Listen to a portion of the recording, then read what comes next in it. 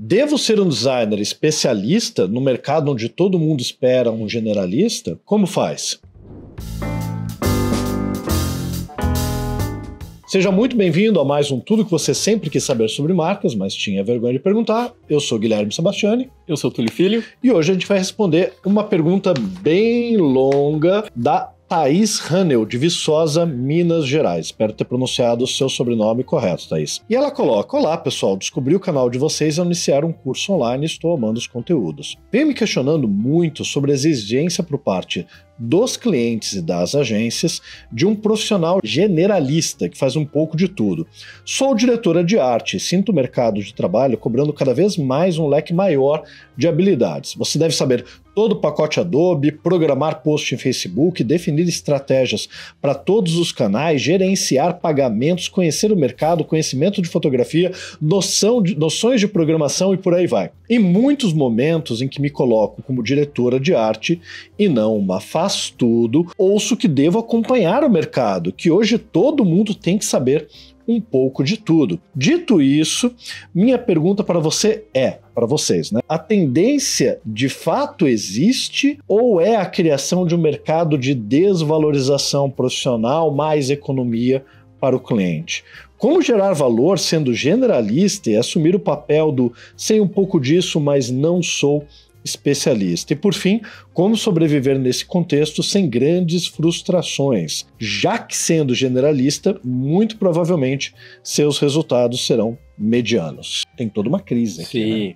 Mas acho que dá para começar primeiro, põe na tela aí o anúncio que eu mandei, que é, enfim, além de fazer tudo isso, ainda tem que ser de leão, de touro ou de Áries. Tudo bem, eu sou de touro. E não é fake esse anúncio, é real, é anúncio real, um anúncio gringo, enfim, de Portugal. Estavam buscando um designer e, enfim, cai exatamente na descrição que a Thaís colocou. Eu acho assim, a gente de fato está vivendo um momento de precarização, não só do design em si, tem várias outras disciplinas, enfim, profissões que estão sendo precarizadas, mas, de certo modo, algumas que têm relação com serviços criativos, né, como o design, ou, no caso dela, direção de arte, enfim, acredito eu que talvez seja formado em publicidade ou coisa do gênero, tem essa precarização mesmo ocorrendo, e isso é fruto, enfim, de milhares de fatores. Desde as conjunturas macroeconômicas, né, falando bonito agora, até o avanço da inteligência artificial. É muito vasto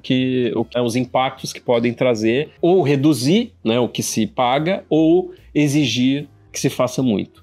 E tem essa questão, quando a gente fala da empresa grande e da empresa pequena, né? Seja uma agência pequena, se ela vai contratar alguém, ela vai ter que alocar esse profissional de acordo com a demanda. Agências grandes conseguem chamar especialistas para cada área. Clientes grandes, a mesma coisa. Ele não vai querer contratar... O cliente grande contrata especialistas. Esse vai fazer o site, a marca, a campanha, o marketing digital.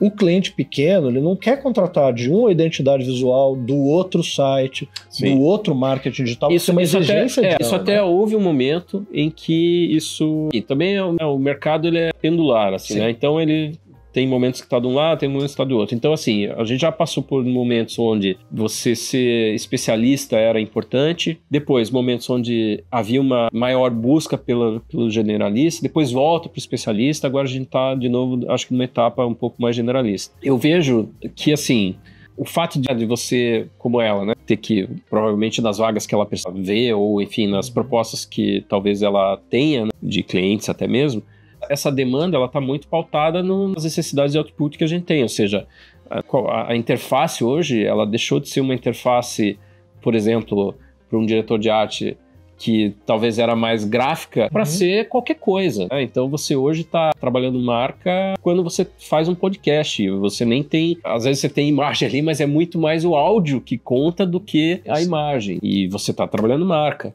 Então, assim, essa gama gigantesca, né, de interfaces que a gente tem que, de certo modo, passa a ser obrigado a ter que trabalhar, quer dizer, passa a ser obrigado entre aspas, porque você não é obrigado a nada, você pode definir que você vai atuar em determinado escopo e se manter naquilo, desde que, obviamente, você tenha um papel de ter uma entrega muito boa naquilo.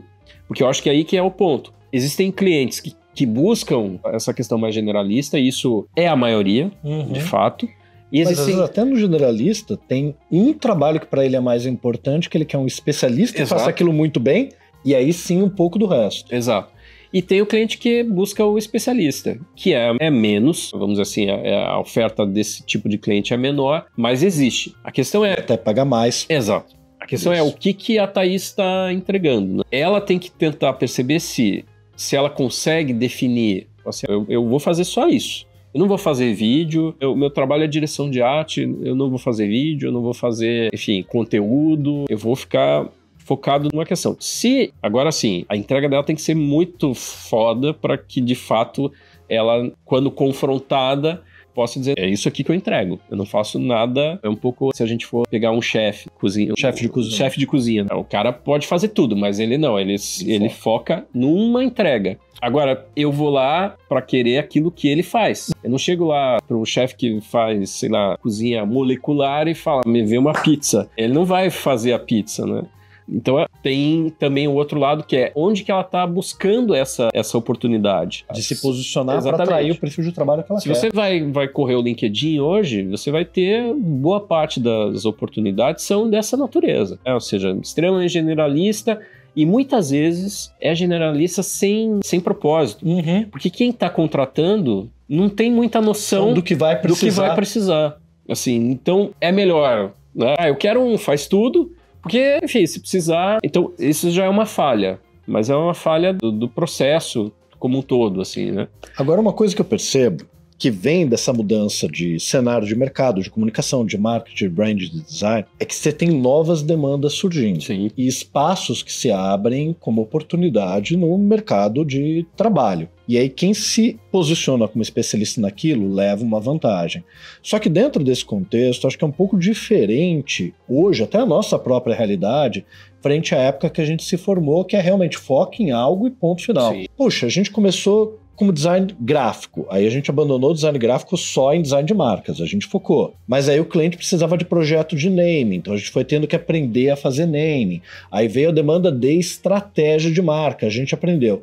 A gente é bom em tudo? Não, mas a gente é especializado em marca. E aí naming é uma coisa que é diferente de design de marca, que é diferente de brand. Então dá para você acumular algumas dessas especialidades, até porque a natureza, hoje, a gente migrar um pouco de área. Estava falando com um professor que até deu aula aqui na Brandster, que era o Thiago Reginato, ele teve um estúdio de design.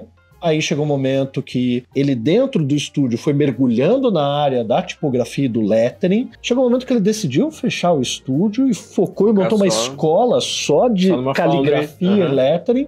E não chegou a montar uma foundry, mas era focado em educação de caligrafia e lettering. E agora, cara, ele migrou completamente pro digital. Ele falou assim... Puxa, isso daqui é bom, é algo que eu amo, mas eu preciso de uma outra perspectiva de carreira. Ele sentou 2 anos para focar só naquilo e hoje está numa empresa grande liderando a área de digital. Claro que daí ele teve que estudar muito a isso e meio que se reespecializar, mas ele tem toda uma carga criativa que continua contando nesse ambiente. E eu acho que tem um ponto aí que a Thaís coloca, que assim, as nossas formações, graduações, elas, de certo modo... Eram generais. Ainda acho que são. Até acho que houve um momento até de uma tentativa, né, de você, principalmente dentro do design, né, da direção de arte não vou dizer tanto, mas dentro do design, né, assim, então era isso, tem o design gráfico, tem o design de produto, tem o design digital, tem o design de serviço, e hoje você não tem mais essa divisão tão clara de fronteiras, assim, você tem projetos que transitam ali entre essas várias disciplinas e que entram até em outras, por exemplo, dentro da própria publicidade. Sempre tinha essa eterna discussão, né? O que é design, o que é publicidade, enfim. Onde termina um, começa o outro. Exatamente, dentro das próprias agências, né? As estruturas criativas das agências, né? Ou seja, o designer entra lá para fazer design ou para fazer publicidade, né? E o diretor de arte não pode fazer design, como que é? Então, assim... A questão é isso, né? Você cada vez tem... As coisas estão cada vez mais abertas, né? Ou seja, você não tem esses cercadinhos, né? Esses territórios tão definidos. E isso acaba por gerar esse impacto. Mas, de fato, por exemplo, nós lá na BlaBlaBla, a gente... Não vou dizer que a gente faz tudo, mas a gente tem esse conceito um pouco de 360, assim, que eu não gosto muito até disso, mas, enfim, é a forma como a gente acabou por se posicionar. E acolher as demandas do Exatamente. cliente, né? Mas é óbvio que a gente, como você mesmo falou, é óbvio que a gente é melhor em alguma coisa. A gente não consegue ser bom em tudo, esquece, e a gente tem plena consciência disso. Então, assim, a forma como a gente vende o nosso trabalho é muito em cima daquilo que é o que a gente faz de melhor. Agora, se o cliente chega pra gente lá e fala assim, puxa, eu quero te contratar para isso, mas você também consegue fazer isso? Se eu tenho capacidade para fazer, eu vou falar que sim. Se eu não tenho a mínima capacidade, eu vou falar que não e vou falar, olha, eu não faço, mas eu posso te colocar um parceiro, enfim, uma outra empresa que vai complementar o meu serviço e não há mal algum nisso, né? Você está sendo honesto e profissional em afirmar aquilo que você é. Em vez de fazer o que muita empresa faz, né? Que é subcontratar, não, isso é o pior. tentar fazer, mas aí vira um telefone sem fio, a gestão fica toda estragada, fora o dilema, né? Porque daí você tem que tentar cobrar o máximo do cliente, pagar o mínimo pro fornecedor, vai dar ruim. Sim, eu acho que isso não é um bom caminho, assim, a gente tem que ser transparente e também entender o que a empresa ou o cliente estão vendo em você. Se te chamaram para conversar, seja por uma proposta de uma empresa, uma proposta para trabalhar em um projeto ou para trabalhar num cargo, tem algum motivo. Então tentar entender o que é esse motivo, o que levou. Talvez eles tenham enxergado em você já algo que pode determinar, né? Assim, queira ou não, você talvez para eles tenha uma especialidade, assim. Mas eu acho assim, só para fechar, se a Thaís, principalmente na questão de você encaminhar currículos, enfim, para essas vagas que são multivagas ali, onde tem que se virar nos 30, né, fazer tudo, né. Eu acho que, assim, se você aceita encaminhar o seu currículo por uma vaga dessa, ok, mas mesmo assim, procure deixar claro no seu currículo, numa entrevista, no seu portfólio, numa entrevista, numa carta de intenção, enfim, que você tem uma especialidade, que você tem algo que é o que, de tudo aquilo, é naquilo que você se garante, é naquilo que você realmente acredita e que você até pode fazer as outras coisas, né? Mas que o teu foco, o teu objetivo profissional futuro não é fazer tudo. Então, eu acho que isso é ser honesto, é ser franco, enfim. Até porque nas descrições da vaga, eventualmente tem alguns itens que são prioritários e outros não, mas numa lista você não tem essa clareza. Total. E aí, assim, e também tentar entender, por exemplo, numa entrevista,